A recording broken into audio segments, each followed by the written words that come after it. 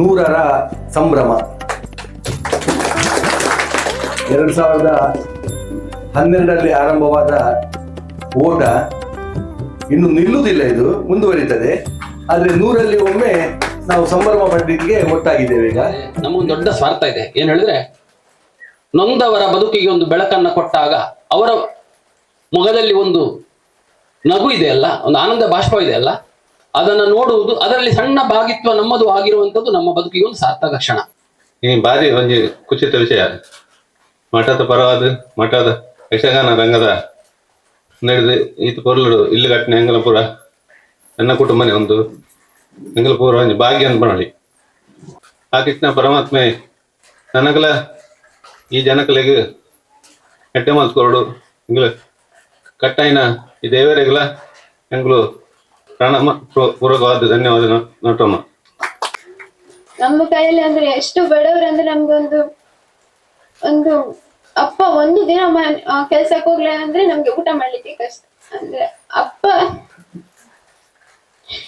ನಮ್ಮ ಕೆಲಸ ಮಾಡೋದು ಅಪ್ಪ ಒಬ್ಬರೇ, ಅಮ್ಮನಿಗಂತೂ ಆಗುದಿಲ್ಲ. ಹಾರ್ಟ್ ಪ್ರಾಬ್ಲಮ್ ಅಲ್ಲಿ ಅಪ್ಪ ಸಹ ಬೆನ್ನು ನೋವು ಅಂತ ಅಷ್ಟೇನ್ ಕೆಲಸ ಮಾಡಲ್ಲ, ಹಾರ್ಡ್ ವರ್ಕ್ ಎಲ್ಲ ಆಗುದಿಲ್ಲ ಅವರಿಗೆ. ನಮ್ ಕೈಯಲ್ಲಿ ಎಷ್ಟಾಗ್ತದೆ ಅಷ್ಟು ಮಾಡಿ ನಮ್ಮನ್ನ ಸಾಕ್ತಿದ್ರು. ಅಂತದ್ರಲ್ಲಿ ಇದ್ ಮನೆ ಅಂದ್ರೆ ಕಮ್ಮಿ 7 ಲಕ್ಷದ ಮನೆ ಅಲ್ಲ ಸರ್, 7 ಲಕ್ಷದ ಮನೆ ಅಂದ್ರೆ ನಮ್ಗೆ ನಿಜವಾಗ್ಲೂ ತಲೆ ಎತ್ತಲಿಕ್ಕೆ ಸಾಧ್ಯ ಆಗ್ತಿರ್ಲಿಲ್ಲ. Thank you so much. ನಾನು ಯಾವಾಗ್ಲೂ ವಿದ್ಯಾಭೂಷ ಕಲಾರಂಗಕ್ಕೆ ಯಾವಾಗ್ಲೂ ಚಿರಣಿಯಾಗಿರ್ತೀನಿ. ವಿದ್ಯಾದಾನ ಹಾಗಲ್ಲ, ಯಾವ ಜೀವಂತು ವಿದ್ಯೆಯ, ಸಾಯುವವರೆಗೂ ಕೂಡ ನಮಗೆ ವಿದ್ಯೆ ಎನ್ನುವಂಥದ್ದು ಹೊಟ್ಟೆ ತುಂಬಿಸುವಂಥದ್ದು. ಅಂತಹ ವಿದ್ಯೆಯನ್ನು ಗುರುತಿಸಿ ಅದಕ್ಕೆ ಪೋಷಣೆ ಮಾಡುವ ಮೂಲಕ ಇಂತಹ ಒಂದು ಒಳ್ಳೆ ಕಾರ್ಯಕ್ರಮವನ್ನು ಕಲಾರಂಗದವರು ನಿಮಿತ್ತ ಆಗಿದ್ದುಕೊಂಡು ಎಲ್ಲ ದಾನಿಗಳು ಮಾಡಿದ್ದಾರೆ. ಕೊಡುವಂತಹ ದಾನ ಅದು ಕೃಷ್ಣನಿಗೆ ಪ್ರೀತಿಯಾಗ್ಲಿ, ಈ ಮನೆಯಲ್ಲಿ ನಿಂತವರಿಗೆ ಎಲ್ರಿಗೂ ಕೂಡ ಆ ವಾಸ್ತು ದೇವತೆಗಳೆಲ್ಲ ವಸ್ತುವಿನ ಒಳಗಿರುವಂತಹ ವಾಸ್ತು ದೇವತೆಗಳು ಅನುಗ್ರಹ ಮಾಡ್ಲಿ. ಯಾವ ಸಂಘ ಸಂಸ್ಥೆಗಳು ಕೂಡ ಈ ರೀತಿ ಒಂದು ತಪಸ್ಸಿನ ರೂಪದಲ್ಲಿ ಕೆಲಸ ಕಾರ್ಯಗಳನ್ನ ಮಾಡ್ಲಿಕ್ಕೆ ಸಾಧ್ಯ ಇಲ್ಲ. ಅವಕಾಶ ಸಿಕ್ಕಾಗ 1 ಮನೆ 2 ಮನೆ ಅಥವಾ ಪ್ರಚಾರದ ದೃಷ್ಟಿಯಿಂದ ಇನ್ಯಾವುದೋ ಮನೆಗಳನ್ನ ತುಂಬಾ ಸಂಘ ಸಂಸ್ಥೆಗಳು ಮಾಡ್ಬೋದು.